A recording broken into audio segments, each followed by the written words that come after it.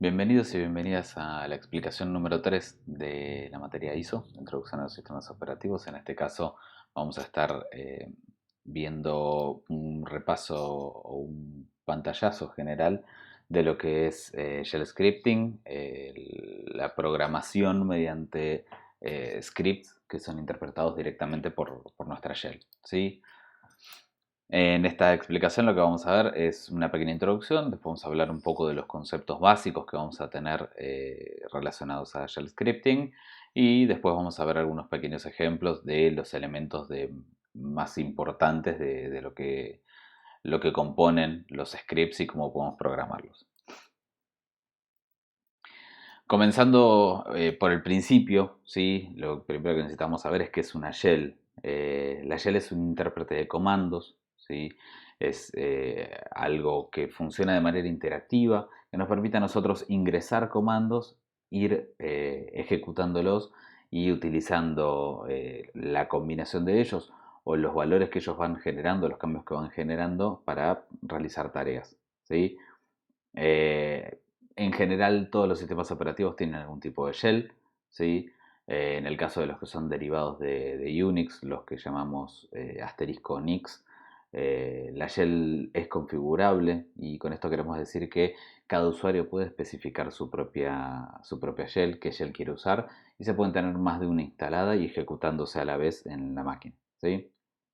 Eh, en el caso de Windows, históricamente siempre la shell fue una sola, pero a partir de Windows 10 lo que ha ocurrido es que incorporaron el WSL o WSL2, que es la nueva versión que está surgiendo, que corre de manera medio virtualizada o con un contenedor un kernel de Ubuntu. Y con eso lo que está pasando es que nos permite utilizar una shell o un intérprete de comandos utilizando un kernel de Linux dentro del mismo Windows, lo cual empieza a ser un poco configurable la shell que cada usuario puede llegar a usar, ¿sí? Pero históricamente la shell no podía modificarse, sino que tenemos únicamente una sola shell disponible en ese caso.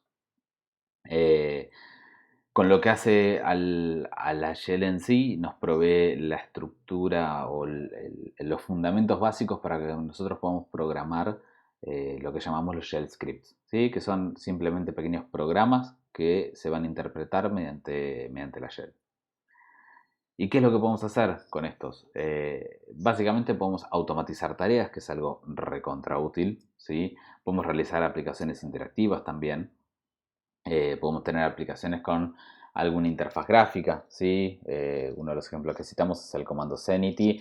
Están las librerías de curses o ncurses también para hacerlo y hay infinidad de alternativas para poder hacer eso. Pero lo que quiere decir esto es que no estamos atados a que la única forma de interacción sea mediante el ingreso de texto de por sí, sino que tenemos interfaces que pueden ser un poco más ricas que eso, ¿sí? Si bien la utilización de la línea de comandos justamente es algo que está hace muchísimos años y que no ha desaparecido por el gran potencial que tiene, ¿sí? Pese a que han surgido interfaces mucho más ricas desde el punto de vista de la interactividad con el usuario, el manejo desde la línea de comandos es algo realmente útil, práctico y muy potente. Cuando hablamos de la shell tenemos distintos tipos, ¿sí? Siempre a lo largo de esta explicación nos vamos a enfocar en las shells que corren asociadas a un sistema derivado de Unix, ¿sí? Tengan en cuenta eso. Particularmente vamos a hablar siempre del caso de GNU Linux, pero la mayoría de los conceptos se aplican igual a cualquier derivado de Unix. Las shells pueden ser distintas, hay un montón de versiones, hay algunas que han surgido a partir de otras como mejoras de las que existían, ¿sí? Hay otras que han surgido por ideas distintas y igualmente tratan de mantener cierta compatibilidad, que es un tema importante en esto, pero principalmente la shell por defecto que tenemos en los sistemas operativos basados en Unix es SH. ¿Sí? Si bien nosotros en la cátedra, digamos que vamos más por el uso de Bash, por los agregados que tiene con respecto a SH, que es más básica, la shell por defecto es SH y es la que vamos a encontrar segurísimo en cualquier distribución de un Linux. Bash surge como una mejora a lo que es SH. Bash quiere decir Born Again Shell. Y la idea es que agrega un montón de cuestiones que hacen mucho más cómodo, más fácil su uso, ¿sí? Y también en general está instalada en la mayoría de las distribuciones, no en todas. Por eso siempre se habla que la que seguro vamos a encontrar es SH. Dash es una alternativa que surgió más recientemente, que es compatible con Bash en gran parte.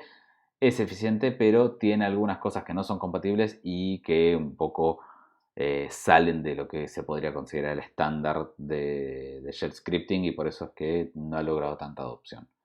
CSH es también otro tipo, otra línea, digamos, de lo que son las shells, que no es compatible directamente en su sintaxis con Bash o con Dash, ¿sí? Otras pueden llegar a ser ZSH, KSH, ¿sí? Es una cuestión de preferencias. En mi caso personal, yo uso ZSH porque es compatible con Bash y además tiene un montón de agregados y una gran posibilidad de ser extendida que la hacen mucho más cómoda, ¿sí? No obstante esto, en la materia vamos a utilizar Bash, siempre como nuestra implementación de la shell de referencia, ¿sí? Cuando hablamos de compatibilidad en este punto, en general estamos hablando de sintaxis, ¿sí?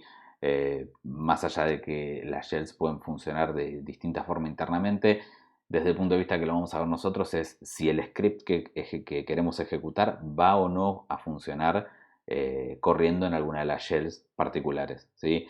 Nosotros podemos decir que nuestro script es compatible con Bash y por ende no va a ser compatible con CSH, ¿sí? Y es una cuestión de sintaxis, nada más. Cuando hablamos de las shells y hablamos de scripting en general, hay otras alternativas para hacer esto, ¿sí? En general el scripting no es algo propio de la shell, del intérprete de comandos, sino que se habla de scripting cuando estamos hablando de lenguajes que son interpretados, más que nada. En el caso de, por ejemplo, C, que es un lenguaje compilado, Java, que es otro lenguaje compilado, la complicación, si bien el potencial es mucho más grande, y tienen construcciones y librerías y un montón de alternativas más que por ahí el intérprete de comandos Bash en nuestro caso no posee.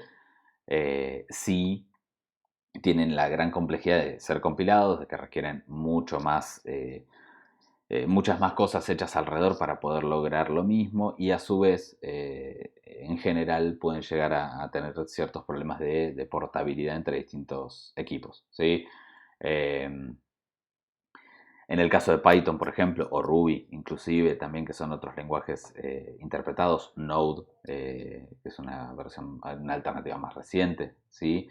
Eh, Podríamos pensar también que son lenguajes interpretados que nos permiten hacer scripting, pero tenemos el tema de que ya ahí necesitamos tener un runtime, un entorno para ejecutarlo, un intérprete que funcione en la máquina en que lo vamos a ejecutar y tiene que estar instalado. Entonces ya empezamos a agregar como requerimientos o requisitos adicionales sobre el sistema en el que vamos a ejecutar el script que ya lo hacen no tan práctico o no tan portable como es en el caso del shell script, ¿sí? Las ventajas por ahí en cuanto a lo que es el shell scripting contra estos otros lenguajes que he nombrado, bueno, las que nombramos acá son algunas nada más, pero es muy práctico para lo que es el manejo de archivos, ¿sí? Está bien pensado para lo que es el entorno de Unix en el que todo es un archivo. Nos permite muy fácilmente crear los procesos, manipular las salidas, que es el gran potencial que tiene. Es independiente de la plataforma, como les comentaba también antes, ¿sí? Nos permite a nosotros ejecutar el mismo script con prácticamente ninguna modificación en muchísimas plataformas derivadas de Unix, ¿sí? Y a su vez tiene un intérprete interactivo, que es la consola en sí, la terminal, que nos permite ir probando las cosas que nosotros queremos hacer, a diferencia de por ahí C o Java, ¿sí? En el caso de Python, de Ruby, de Node, sí, contamos con eso. Sobre los elementos que tenemos en el lenguaje, principalmente cuando hablamos del lenguaje, es un pseudo lenguaje, digamos, no es un lenguaje completo, pero sí tenemos las construcciones básicas como para poder armar nuestros programas o scripts, ¿sí? Tenemos instrucciones, que son los comandos. Los comandos pueden ser internos o lo que se llaman los built-in, o externos, ¿sí? Que son aquellos comandos que están fuera de la shell. Lo que es built-in son comandos que vienen incluidos en la misma shell. Con instalar la shell ya los tenemos disponibles. En el caso de los externos, estamos hablando de cosas que se tienen que instalar por separado, ¿sí? Sobre la información, cómo obtener ayuda para los distintos comandos, en el caso de los internos se utiliza el comando help y en el caso de los externos se utiliza el comando man, ¿sí? Man a su vez es un comando externo también, por lo cual habría que tenerlo instalado para poder saber si, para poder contar con la documentación, digamos, de cualquiera de nuestros comandos, ¿sí? Después, otro de los elementos muy importantes del lenguaje son las redirecciones y los pipes, que es un poquito esto que les comentaba antes, que la facilidad que tenemos para manejar los archivos, ¿sí? Y para poder inclusive hacer que los comandos se comuniquen entre sí, ¿sí? Vamos a entrar en más detalle más adelante sobre eso, pero lo más importante que hay que tener en cuenta en este punto es eso, que esos dos elementos del lenguaje son muy potentes y nos permiten a nosotros cumplir un poco con la premisa de Unix con respecto a los comandos, ¿sí? Una de las premisas que tiene esta movida de Unix y de los sistemas operativos que se basan en él es que cada comando tiene que ser una herramienta específica, ¿sí? Que tiene que ser un cuchillo afilado, tiene que hacer algo y hacerlo bien, pero no tratar de resolvernos todo y que justamente los, eh, los las situaciones que nosotros querramos resolver, las cosas que querramos hacer con los comandos en nuestros scripts, tienen que hacerse mediante la combinación de ellos, ¿sí? No tener un comando que se encargue de hacer un montón de cosas distintas y que tal vez no las haga tan bien, sino que aprovechar que cada comando haga una parte de lo que queremos hacer e ir combinando todo eso, ya sea mediante redirecciones, mediante pipes, mediante la ejecución secuencial de los comandos, pero que nosotros utilicemos esos comandos para terminar logrando lo que se necesita hacer, ¿sí? Otro elemento común que podemos encontrar en un lenguaje son los comentarios. En el caso de Bash, a partir de un numeral en adelante estamos hablando de que tenemos un comentario cuando está suelto en la línea, digamos. La línea puede arrancar con numeral y por ende toda la línea va a ser un comentario. Y a partir de que comienza el comentario hasta el final de la línea, hasta el salto de línea, vamos a estar hablando que es un comentario. Tiene estructuras de control, ¿sí? Tiene el if, ¿sí? Para condiciones booleanas normales, con else y con else if. Tiene while y until, tiene for, en general se utilizan de dos formas. Tiene case, ¿sí? Tiene las estructuras más o menos generales que tenemos para los lenguajes de programación en general.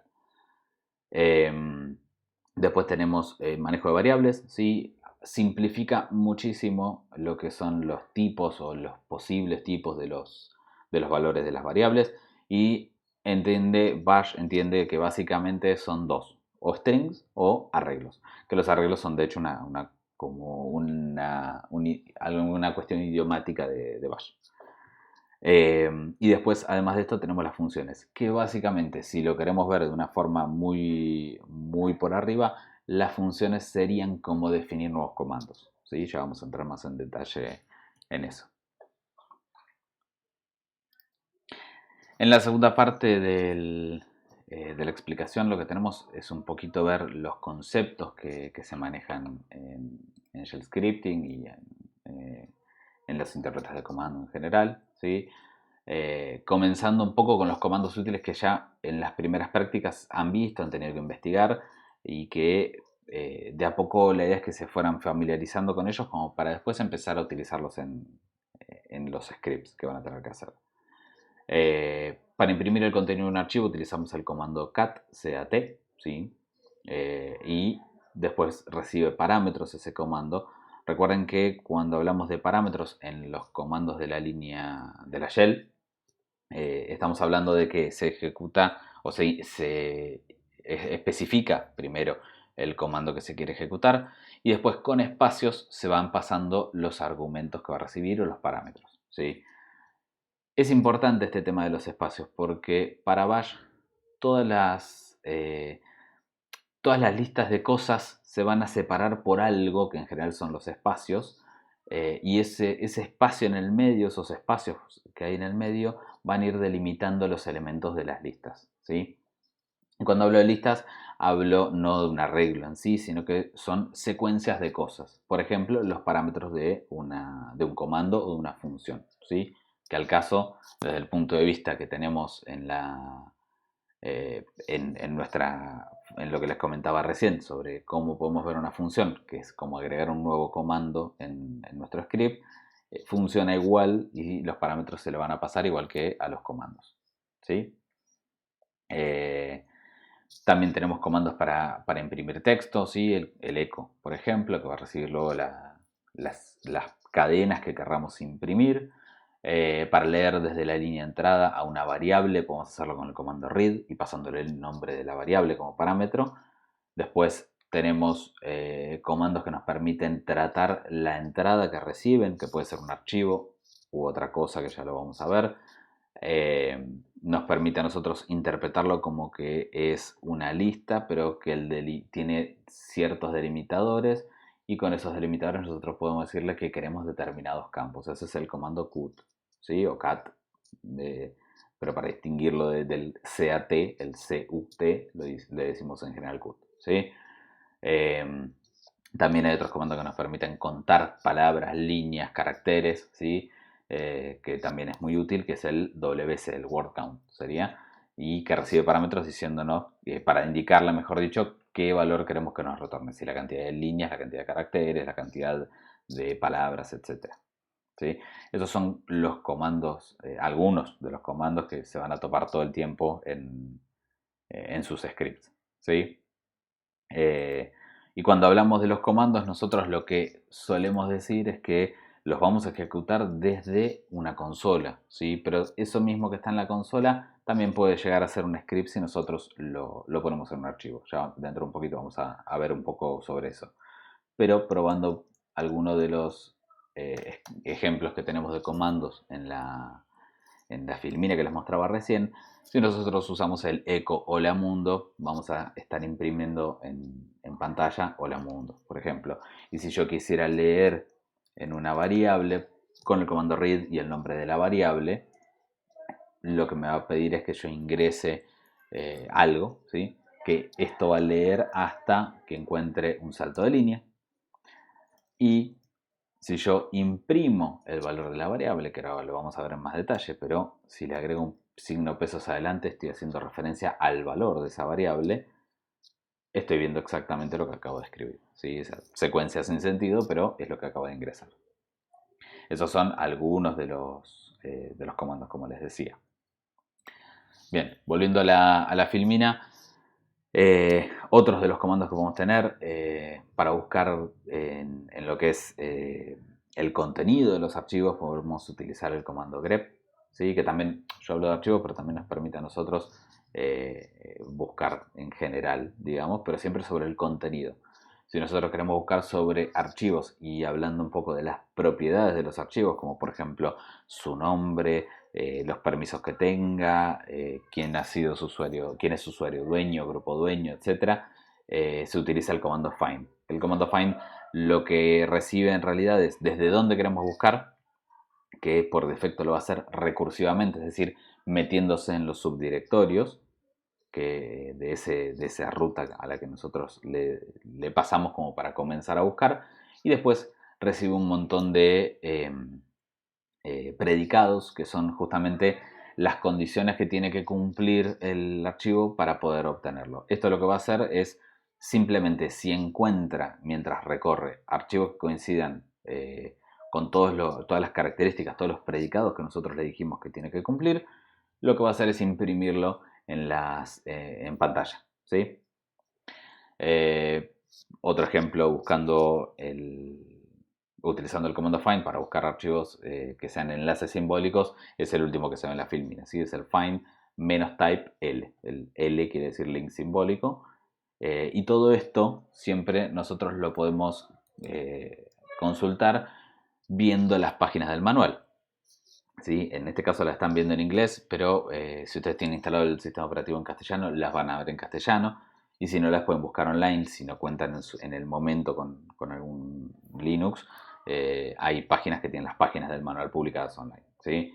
Pero en este caso, por ejemplo, lo que podemos ver es que el comando find tiene un montón de opciones y específicamente a mí lo que me interesaba mostrarles era acá algunas de los predicados que tiene, ¿sí? Como por ejemplo indicar cuántos niveles o cuántos niveles de subdirectorios queremos avanzar en esa recursividad que les comentaba, ¿sí? Eh, Podemos consultar la fecha de modificación de creación, que sean archivos que estén vacíos, ¿sí? Que el nombre del archivo coincida con algo, fecha de modificación y que la ruta coincida con algo, que tenga determinados permisos, que el usuario que ejecuta el comando lo pueda leer, ¿sí? Ese tipo de cosas. Y ahí está justamente la opción Type, que si ven dentro de lo que son las opciones que puede recibir, está la L, que es el link simbólico como mostrábamos en el ejemplo, ¿sí? Bien, todo eso obviamente no se espera que lo sepan de memoria, sino que son cosas que tienen que ir aprendiendo y van a ir viendo con la práctica. Y de hecho, a mí me pasó con la materia, cuando empecé me costaba muchísimo manejar todo lo que era shell scripting y después le fui encontrando a la beta el potencial que tenía, lo que me simplificaba muchas veces hacer cosas y con eso justamente le empecé a tomar el gustito y realmente aprendí muchísimo haciendo. Es la mejor forma, haciendo, consultando documentación, viendo cómo otros resolvían con scripts algunas situaciones y la verdad que es una herramienta hiperpotente. Otros comandos que tenemos útiles, ¿sí? Para el empaquetado, el comando tar, ¿sí? Ahí están las dos variantes en las que podemos crear un archivo o desempaquetarlo, ¿sí? Recuerden que un empaquetado no es un archivo comprimido, sino que simplemente es juntar varios archivos en uno solo. Después sí tenemos comandos que nos permiten comprimir. Siempre cuando hablamos de comprimir se comprime un archivo, ¿sí? Y se utilizan distintos algoritmos para eso. Y el comando tar, por una cuestión de conveniencia, nos permite a nosotros hacer en una sola operación el empaquetado y comprimido o la compresión del archivo, ¿sí?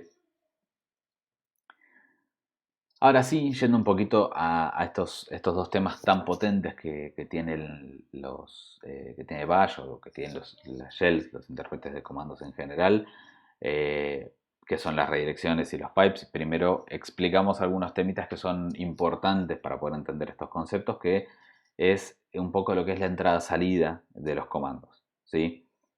Todo proceso que esté ejecutándose en nuestra máquina, recuerden que un proceso es un programa en ejecución, va a contar al menos con 3 archivos abiertos, ¿sí? En la filmina van a ver que archivos está con comillas y es porque no es que son archivos del file system en sí, sino que son como archivos virtuales. Son 3 lugares especiales donde nosotros podemos enviar o recibir información, ¿sí? Y cuando hablamos de información hablamos de bytes, que los programas en ejecución pueden utilizar para comunicarse con el ambiente, si quieren decirlo así, o con el usuario, ¿sí? Esos 3 archivos son 3 archivos muy importantes que son stdin, que es la entrada estándar, stdout, que es la salida estándar, y stdr, que es la salida de error estándar, ¿sí? En general, esos 3 archivos se identifican con un file descriptor, un descriptor de archivo o un puntero al archivo en sí, algo que nos dice cómo acceder al archivo, que son numéricos. El 0 que es la entrada estándar, el 1 que es la salida estándar y el 2 que es la salida de error estándar, ¿sí? Y normalmente cuando nosotros lo estamos usando en una máquina que está accesible por nosotros, los 3 archivos van a ser el 0, la entrada estándar va a estar normalmente asociada al teclado, ¿sí? La salida estándar va a estar normalmente asociada al monitor, es decir, a la consola en la que estamos ejecutando el comando. Y la salida de error estándar también va a ser lo mismo que la salida estándar, ¿sí? Van a imprimir las dos al mismo lugar. Esto no quiere decir que siempre sea así. De hecho, nosotros podemos cambiar eso y podemos especificarle cosas distintas. Esas cosas distintas justamente se pueden dar mediante las redirecciones y los pipes. Las redirecciones son, en la idea más básica de cómo entenderlas, nosotros tenemos redirecciones que pueden ser de entrada o de salida, ¿sí? Las redirecciones de salida son las que comunican el comando que tenemos nosotros con un archivo. ¿Y cómo lo comunica? La salida de nuestro comando va a ir al archivo que nosotros le indicamos, ¿sí? Cuando digo salida puede ser la salida normal, la salida estándar o la salida de error estándar o ambas, ¿sí? Eso lo manejamos nosotros. Y tenemos dos formas de hacer esas redirecciones. Una es la redirección destructiva y la otra es la no destructiva. En el caso de la destructiva se escribe con un solo signo mayor y su funcionamiento va a ser que si el archivo existe, lo va a truncar, es decir, lo va a sobreescribir, va a pisar su contenido y por eso se llama destructiva. Y en el caso de la no destructiva, si el archivo existe, va a ir haciendo el agregado de lo que nosotros estemos generando de salida de nuestro comando o nuestro proceso al final del archivo. En ambos casos, tanto en las redirecciones destructivas como en las no destructivas, si el archivo no existe, se crea y se empieza a agregar el contenido. Pero la gran diferencia está justamente cuando el archivo ya existe, ¿sí? Y las redirecciones no destructivas son las que se escriben con el doble mayor, ¿sí? Uno al lado del otro, bien pegados. Y eso quiere decir que va a agregar al final y no que va a pisar el contenido del archivo. Ahí en la filmina se puede ver que tenemos un caso, un ejemplo. Bueno, lo dejo como para que lo analicen eso, ¿sí? Ejecuta una secuencia de comandos y eso hace determinada cosa. Y después, ¿qué pasaría si nosotros cambiamos las redirecciones no destructivas por redirecciones destructivas? ¿Sí? Pruébenlo, analícenlo y bueno, si lo quieren lo pueden comentar en el foro y si no en las clases de consulta obviamente también. ¿Sí?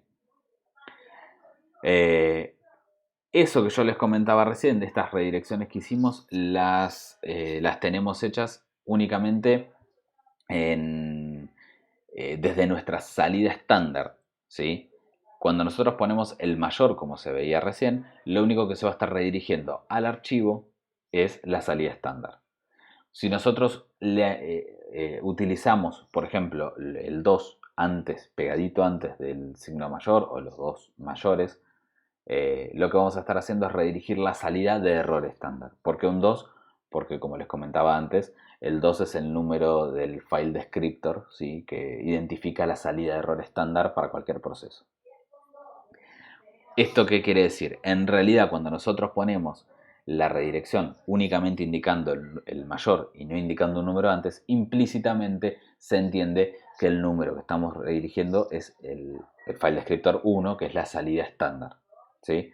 Por eso si nosotros queremos redirigir la salida de error estándar, lo tenemos que hacer especificando concretamente que queremos redirigir el file descriptor 2. ¿Sí? Eso se ve en la filmina. Y eso funciona tanto con las redirecciones no destructivas como con las destructivas.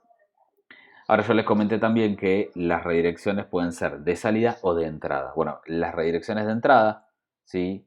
Son las que comunican un archivo con nuestro comando o nuestro proceso y lo que hacen es que ese archivo se convierta en la entrada estándar, el file descriptor 0 de nuestro proceso, ¿sí? ¿Qué quiere decir esto? Imagínense, por ejemplo, un comando que lee desde la entrada estándar, como el read, y guarda en una variable. Si yo hago una redirección desde un archivo hacia ese comando, que sea de ingreso, es decir, que comunique el archivo con la entrada estándar del proceso, en lugar de leer desde el teclado, que es la entrada estándar por defecto, va a leer desde ese archivo, ¿sí? Un uso muy útil para esto es cuando uno quiere generar entrada para el proceso y no quiere tipearla o no es posible tipearla toda por lo gran volumen que sea o lo que fuere. Bueno, justamente para esos casos se utilizan este tipo de redirecciones, ¿sí? Y la sintaxis es como se ve en el tercer ejemplo de la filmina, ¿sí? Tenemos el comando, siempre el comando va a ser lo que está a la izquierda, y la redirección es con el signo menor y después la ruta al archivo. ¿sí? Después vamos a hablar del tema de las rutas, pero tiene que ser la ruta para poder acceder al archivo que queremos que se conecte como entrada estándar de nuestro comando, de nuestro proceso, ¿sí? Y después tenemos otra construcción que esta es muy potente, que hasta ahora hablamos de redirecciones o de comunicación entre el proceso y archivos. En este caso, lo que nosotros vamos a comunicar con los pipes o las tuberías, que es la traducción literal, es dos comandos, ¿sí? Un comando que genera salida y otro que recibe esa salida como su propia entrada. Y de manera similar a las redirecciones que hablábamos hace unos minutos, los pipes lo que hacen es conectar la salida estándar de un comando con la entrada estándar del otro, ¿sí? Y eso siempre es en un sentido secuencial en cuanto al orden, ¿sí? En el caso de la filmina se ve que está comando, un pipe, ¿sí? Se llama pipe al carácter S, que es una barra vertical, otro comando, otro pipe y un tercer comando. En ese caso, la salida estándar del comando, que es el de más a la izquierda, se va a comunicar con la entrada estándar de comando 2, que es el que está en el medio, y a su vez la salida estándar de comando 2 se va a comunicar directamente con la entrada estándar de comando 3. Y finalmente la salida estándar de comando 3 es la que va a salir, en este caso si nosotros lo ejecutamos en la consola interactivamente, va a salir al monitor, es decir, va a salir a la salida estándar normal, porque no la tiene conectada a nada. ¿Sí? Lo que es importante tener en cuenta de esto es, los comandos utilizan esto para hacer comunicación entre procesos, IPC. ¿Sí? El comando de la izquierda le manda su salida al comando de la derecha. Eso, así es como funciona. Y el comando de la derecha recibe en su entrada estándar la salida del comando anterior. No, esto no es específico para comandos concretos, sino que la idea es que puedan combinarse todos los procesos que nosotros querramos o todos los comandos que nosotros querramos, y con eso hacer lo que les comentaba antes de la composición de herramientas, la composición de comandos para poder generar resolver situaciones complejas con comandos que se encargan de hacer cosas puntuales, ¿sí? Otra cosa importante sobre esto es que siempre que hablamos de pipes estamos hablando de conectar la salida estándar y no la salida de error estándar. La salida de error estándar va a seguir conectada a la salida de error estándar normal, que es el monitor, ¿sí? O la pantalla, digamos. Y algunos ejemplos que tenemos ahí en la filmina, ¿sí? Ejecutar, por ejemplo, el comando cat, pasándole como parámetro un archivo que queremos que procese, luego un pipe, luego otro comando y posiblemente más comandos, ¿sí? No hay límite en la cantidad de comandos que se vayan a ejecutar. Entonces, por ejemplo, si nosotros tomamos el caso del tercer ejemplo que se ve en la filmina, ¿sí? Lo que podemos comprobar es que si nosotros lo ejecutamos en nuestra consola, ¿sí? Si nosotros vamos ejecutando los comandos de manera secuencial en la consola, lo podemos ir comprobando qué es lo que hace cada uno. Entonces, en el primer caso, el comando cat con el archivo /etc/passwd, lo que va a hacer es simplemente mostrarnos el contenido de ese archivo, ¿sí? Pero si nosotros a esto le ponemos un pipe después y se lo pasamos a otro comando, por ejemplo, al que cuenta la cantidad de líneas, lo que vamos a tener en nuestra salida estándar va a ser la salida del segundo comando. No nos muestra más el contenido del archivo, sino que nos muestra la cantidad de líneas que ese archivo tiene. ¿Sí? ¿Por qué? Porque hicimos composición de comandos. La salida estándar del comando cat fue pasada directamente a la entrada estándar del comando wc-l, y eso finalmente fue lo que imprime en la salida estándar por defecto, que es la pantalla. ¿Sí? Y esto se puede combinar con muchas más. En el ejemplo de la filmina se ve que, por ejemplo, el comando cat redirige su salida estándar al comando cut. ¿Sí? Este comando lo que va a hacer es, tomando como delimitado los dos puntos, va a tomar el primer campo y nos lo va a imprimir en la salida estándar. ¿Sí? Si nosotros vemos las líneas que se ven antes, ¿sí? Que son el contenido del archivo, lo que va a hacer es decir, divido por los dos puntos que voy encontrando a lo largo del archivo y me quedo únicamente con el campo 1. Cuando me quedo con el campo 1 me voy a quedar simplemente con lo primero que se ve en cada línea. Y esos son los nombres de usuarios que hay en el sistema, ¿sí? Entonces si yo ejecuto ese comando, ahora veo que me imprimió los distintos nombres de usuarios que tengo en el sistema y nada más, no me imprimió lo siguiente de las líneas porque yo ya lo filtré y no lo volví a imprimir en la salida estándar porque el comando cut se quedó con una parte, ¿sí? Luego de esto nosotros podemos ordenarlos con otro comando que es el comando sort y me los va a mostrar ordenados alfabéticamente. Fíjense que ahora cambia el orden con respecto a lo que estaba recién y podría tranquilamente contar las líneas nuevamente, ¿sí? Siguen siendo 19, o podría modificar lo anterior y quedarme únicamente con los nombres de usuario que contengan una A en él. Entonces utilizamos el comando grep que filtra, recuerden, por el contenido, y él un poquito me adelantaba esto pero no quería entrar en detalle. El comando grep busca por el contenido de los archivos y el archivo puede ser la entrada estándar también, ¿sí? No necesariamente es un archivo del file system. Y con el comando grep y pasándole el parámetro A, lo que va a hacer es buscar dentro de la entrada que recibe, que como tiene un pipe, va a ser el resultado de toda esta secuencia de comandos, ¿sí? Que se va pasando de izquierda a derecha y se va modificando. Y finalmente este va a imprimir en la salida estándar el resultado de eso. Si yo lo ejecuto, ya me voy a quedar con menos usuarios. Y si ahora quisiera saber esto,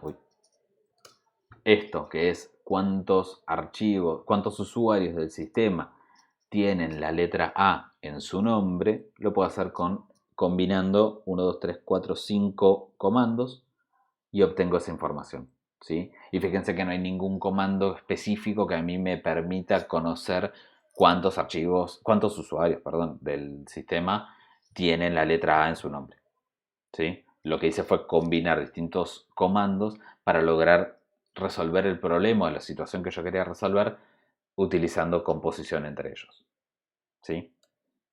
Bien, ese es otro ejemplo basándome un poquito en los ejemplos que hay acá disponibles. Y otro detalle también, hasta ahora hablamos de pipes y redirecciones como dos cosas distintas, pero tranquilamente yo podría hacer una redirección de la salida que teníamos como salida estándar a un archivo, ¿sí? Yo podría decir, bueno, quiero quedarme con los nombres de usuarios del sistema y guardarlos en un archivo. Entonces lo puedo guardar en usuarios.txt. Y eso lo hago con una redirección, ¿sí? No hay un comando, el cut, por ejemplo, no es que yo le digo guardar, tiene una opción para guardar en tal archivo, sino que simplemente yo hago una redirección de su salida estándar y esto va a guardarlo en un archivo usuarios.txt, ¿sí? Entonces con eso fíjense que no hubo ningún tipo de salida en la salida estándar, sino que esa redirección lo que hizo es que todo lo que iba a salir por la salida estándar termine yendo al archivo usuarios.txt. Ese archivo usuarios.txt, si yo quiero ver el contenido, lo puedo hacer con el comando cat y estoy viendo justamente los nombres de los archivos, de los nombres de los usuarios del sistema, y daré con archivos, perdón. Bien, espero que se haya entendido un poquito más sobre eso. Entonces, con respecto a los pipes y a las redirecciones, recuerden que son distintas formas de comunicar los procesos, ¿sí? En el caso de las redirecciones, hablamos de comunicar un proceso con un archivo, ya sea para entrada o para salida, pero siempre es una redirección, es de un comando a un archivo. Y en el caso de los pipes, lo que tenemos son comunicación entre procesos, entre comandos. Un comando, otro comando, ¿sí? Pueden ser N en seguidilla, pero esos comandos se van a comunicar en línea, digamos, secuencialmente entre sí y se van a pasar la información mediante la salida estándar y la entrada estándar, ¿sí? El de la izquierda, dentro de la escritura, el de la izquierda va a escribir en su salida estándar y el pipe automáticamente va a hacer que eso que salió por la salida estándar le llegue al otro en su entrada estándar, ¿sí? Por eso es importante que el comando de la izquierda escriba, o sea, sea un comando que genere su salida en la salida estándar y que el comando de la derecha, el que recibe la información, espere recibirla en la entrada estándar. Si no, no va a funcionar el pipe. ¿Sí? Bien.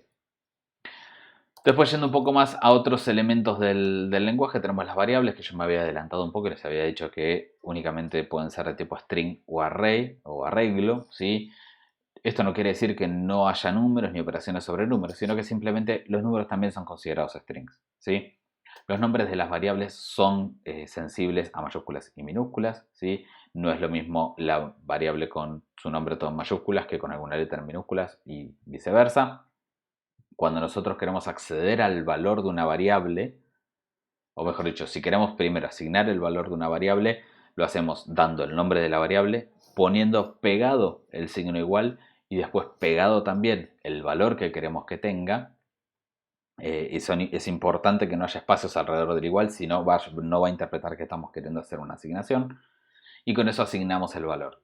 Y si queremos luego acceder a ese valor, consultarlo, utilizarlo para algo, lo hacemos agregándole un signo pesos adelante. Recuerda que el signo pesos está asociado al valor de algo, ¿sí? Cuando nosotros tenemos nombres de variables que los queremos imprimir pegados a otro texto o simplemente por convención, se pueden utilizar las llaves para delimitar desde dónde hasta dónde va el nombre de la variable. Esto hoy por hoy, si han utilizado versiones más recientes de JavaScript o de Node, con los literales que tienen interpolación de strings, si lo han hecho con Ruby también de manera similar, con PHP, bueno, hay un montón de lenguajes que permiten o no utilizar, en el caso de PHP sobre todo, permiten o no utilizar las llaves para delimitar el nombre de la variable. Es la misma idea, ¿sí? Eh, Volviendo a la consola, si nosotros quisiéramos, por ejemplo, hacer los ejemplos de la filmina, ¿sí? Hacemos una asignación con el nombre igual a Pepe, ¿sí? Recuerden que es importante que el igual no tenga espacios alrededor, si no, no va a funcionar la asignación. Y si nosotros queremos hacer referencia al nombre, al valor de la variable, es decir, al nombre Pepe, le ponemos el signo pesos adelante, ¿sí? Y de la misma forma yo lo puedo hacer especificándolo con llaves, ¿sí? Obtengo el mismo valor. Fíjense que yo acá no he usado comillas, ya vamos a entrar un poquito más en detalle, pero las puedo usar, ¿sí? Hay algunos casos en los que las comillas son necesarias para poder desambiguar qué es lo que queremos hacer, y otros casos en los que pueden ser obviadas totalmente, ¿sí? En general, las comillas las van a usar cuando haya espacios en el medio, ¿sí? Con el comando de con el problema, pero con otros comandos o con asignaciones, y, y quieran ustedes decirle a Bash que todo eso es un único string y no es una lista con distintos valores, como hablaba antes, separada por espacios, ¿sí? Fíjense que eso también funciona. Y si yo quisiera hacer la asignación a una variable saludo, lo hago de esta forma, ¿sí? Ahí sí, en ese caso, como yo quiero decirle que el valor va a ser todo este string, tengo que ponerle las comillas. Si no, ahí sí la asignación no va a funcionar de la misma manera. Si yo después quiero consultar el valor de saludo, imprime hola Pepe. ¿Sí? Fíjense que tuvo ya su reemplazo del valor de la variable. Bien, continuando con las filminas, lo que manejamos nosotros después en los distintos ejemplos los vamos a ver. Hay ejemplos mucho más complejos que los que vamos a ver ahora, tampoco me quiero detener demasiado, pero lo importante es que los nombres de las variables pueden ser en mayúsculas o en minúsculas, pueden tener números y el guión bajo, ¿sí? Pero no pueden comenzar con un número. Eso es la única limitación que tenemos por una cuestión de sintaxis, para que el intérprete de Bash sepa que eso es el nombre de una variable, tiene que empezar con un guión bajo o con una letra. En el caso de la interpolación, lo vimos recién, ¿sí? Utilizamos pesos o pesos con llaves de manera indistinta y las comillas para el eco son indistintas también. Y fíjense que en la filmina se ve que a la variable que inicialmente se le había asignado un valor tipo string, digamos una cadena, se le asigna un valor numérico y lo trata de la misma manera, ¿sí? Cuando lo queremos imprimir, imprime el número 5 como si nada. ¿Por qué? Porque el 5 en realidad no tiene ninguna particularidad ni nada especial con respecto a otros valores, ¿sí? Es un valor string más. Los arreglos, ¿sí? Vamos a hacer un videito por ahí entrando más en detalle en esto, pero los arreglos son secuencias de valores, como en cualquier otro lenguaje, que están guardadas, lógicamente conectadas, ¿sí? En una sola estructura. Los arreglos son basados en cero y su declaración es simplemente con paréntesis, como se ve en la filmina, ¿sí? Cuando nosotros queremos declarar que una variable tiene el tipo, entre comillas, arreglo, simplemente la declaramos con paréntesis, ya sea vacío, con paréntesis y un paréntesis después y nada más, o con la lista de elementos. Los elementos pueden ser de cualquier cosa, que en realidad van a ser justamente strings, por más que pongamos números, como en el caso de la filmina. Y lo que es importante es que todo lo que esté dentro de esta lista entre espacios, salvo que nosotros con comillas le indiquemos lo contrario, es decir, digamos que un string que tiene un espacio en el medio es un solo elemento del arreglo, va a ser un elemento cada cosa, ¿sí? En este caso vamos a tener 1, 2, 3, 4, 5, 6, 7 elementos, que son el 1, el 2, el 3, el 5, el 8, el 13 y el 21, ¿sí? Son todos elementos separados. ¿Cómo los accedemos? Mediante la notación entre corchetes y el número del índice. Si nosotros queremos asignar un valor dentro de alguna posición particular de nuestro arreglo, lo hacemos simplemente con, como se ve en la filmina, el nombre de la variable del arreglo, corchetes, la posición donde queremos y asignando como si fuese una variable normal, es decir, con un igual que no tenga espacios ni a izquierda ni a derecha y el valor que queremos darle. Para acceder a los valores es similar la estructura, siempre referenciando la variable que tiene el arreglo, indicando la posición que queremos acceder entre corchetes y todo eso lo tenemos que englobar en pesos y llaves, ¿sí? Ahí es importante, las llaves son obligatorias porque es para delimitar justamente a qué valor queremos hacer referencia, que es el valor que viene desde el nombre de la variable hasta el corchete de cierre, ¿sí? Eh, y eso sirve tanto como para accederlo, para imprimirlo, como para poder copiarnos el valor, como se ve en el ejemplo de Filmina, asignándolo a otra variable, ¿sí? Esto simplemente lo que hace es referenciar el valor que está en la posición, en el caso del ejemplo, posición índice 2, o sea que es la posición número 3 del arreglo, en el arreglo B, ¿sí? Y para acceder a todos los elementos del arreglo, ¿sí? Se utiliza la misma notación que recién para una posición concreta, pero en lugar del número de la posición se puede poner arroba o asterisco, ¿sí? Para los fines prácticos que vamos a manejar, en general va a ser lo mismo, así que pueden usarlos indistintamente. Y a su vez, si nosotros queremos conocer el tamaño del arreglo, ¿sí? La notación es la misma que hablamos recién para acceder a todos los elementos, nada más que antes de el nombre de la variable del arreglo se pone un numeral, ¿sí? Entonces con eso nos va a devolver el número de elementos que tiene ese arreglo, ¿sí?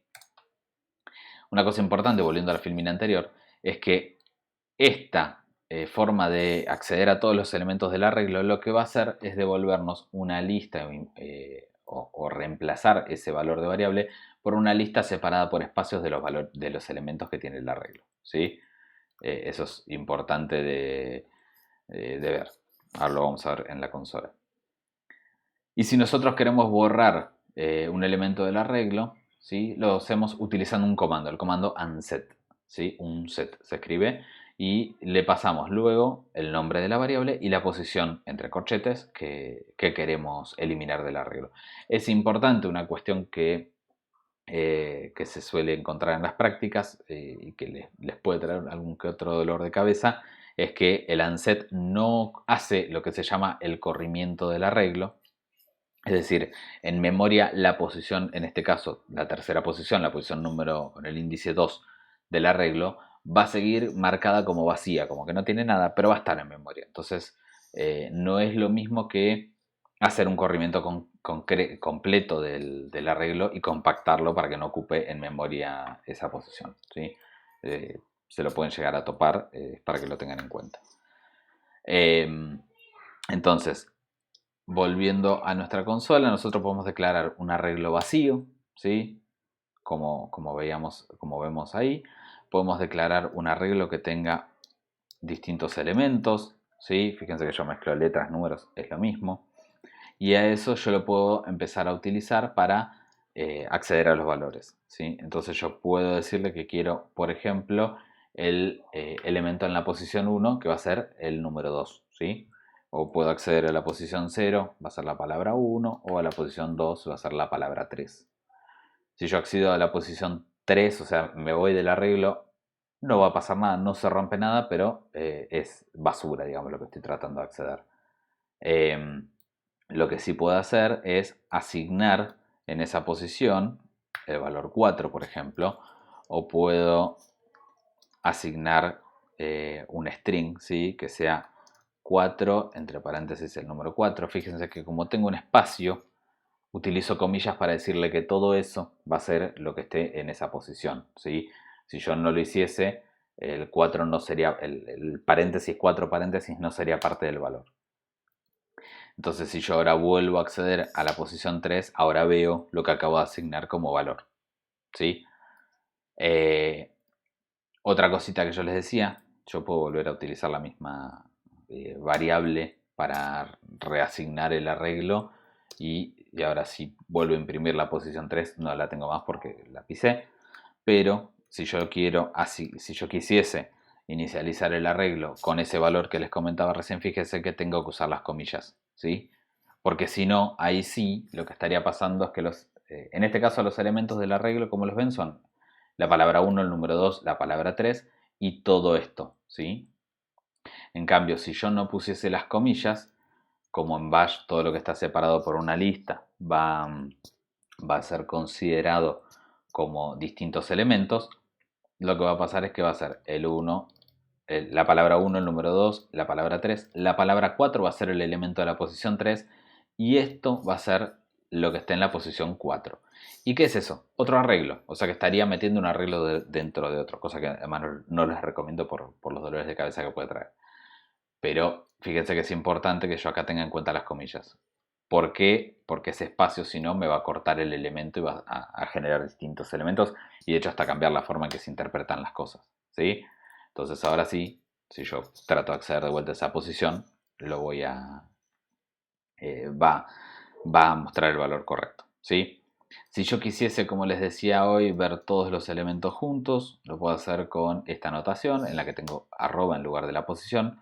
Y fíjense que lo que me imprime es más o menos lo mismo, nada más que tengan en cuenta que acá no me puso comillas, ¿sí? Las comillas como que se perdieron en el camino y puede ser un problema según cómo recorramos nosotros los elementos del arreglo después, ¿sí?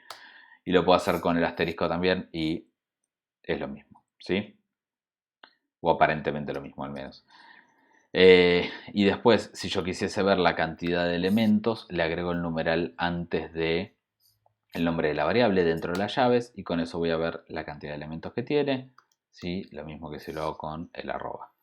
Y si quisiera borrar un elemento, voy a borrar la posición 1, lo hago diciéndole quiero borrar de la variable arreglo la posición 1, ¿sí?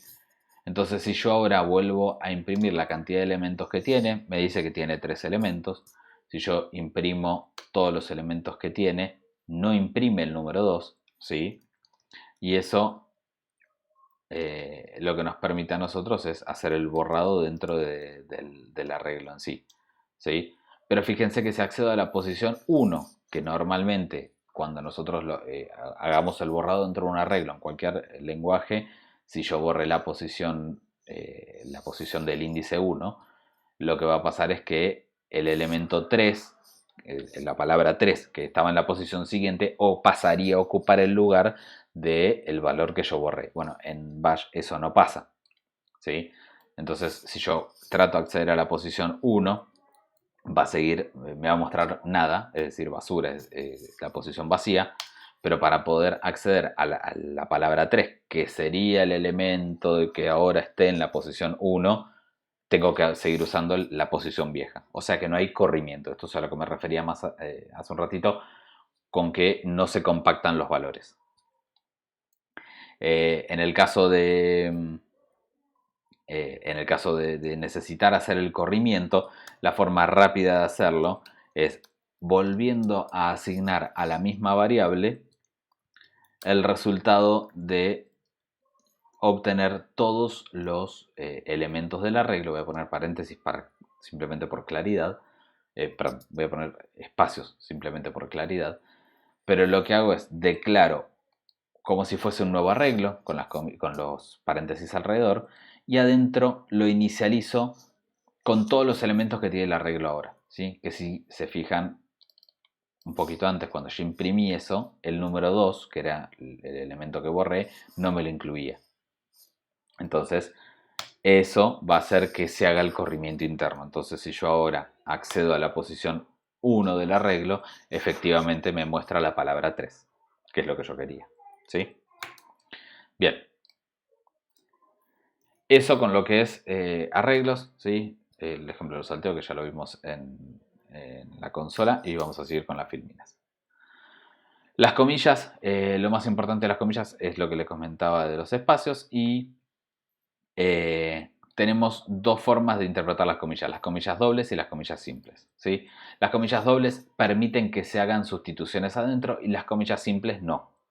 ¿Qué quiere decir esto? Si nosotros tratamos de reemplazar el valor de una variable, como hice antes, imprimiendo el contenido de la variable nombre en un string, por ejemplo, si le ponemos comillas dobles, eso va a pasar, y si le ponemos comillas simples, no. ¿Sí? Va a ser literalmente, va a imprimir pesos y el nombre de la variable que queremos reemplazar. Y lo mismo pasa con la sustitución de comandos, que lo vamos a ver más adelante. La sustitución de comandos lo que hace es ejecutar un comando que nosotros le ponemos, en este caso sería el comando ls. Si está en comillas dobles, la sustitución se va a hacer. Si está con comillas simples, la sustitución no se va a hacer. Tenemos algunos ejemplos, ¿sí?, de lo que es la sustitución. No es necesario que entremos en demasiado detalle al respecto. Sí, pruébenlos, ¿sí? Los tienen disponibles en la Filmina. Así que pruébenlos en la consola siempre y jueguen haciendo modificaciones a ver si se les ocurren distintas ideas, ¿sí? Y ahora sí, viene lo que les comentaba del reemplazo de comandos. ¿Qué es el reemplazo de comandos? Es lo que nos permite a nosotros hacer que la salida de un comando, recuerden siempre la salida estándar de un comando, se incruste dentro de alguna otra parte que nosotros le digamos, ¿sí? Vamos a hacer un video más específico sobre este tema, pero lo importante de esto es que cuando nosotros tenemos algo como se ve, por ejemplo, lo voy a mostrar en la consola mejor. Si nosotros queremos hacer alguna sustitución de comandos, que la sustitución a nosotros lo que nos permite es utilizar la salida de un comando para tomarla y utilizarla en otro contexto, sin tener que ejecutar ese comando, ¿sí?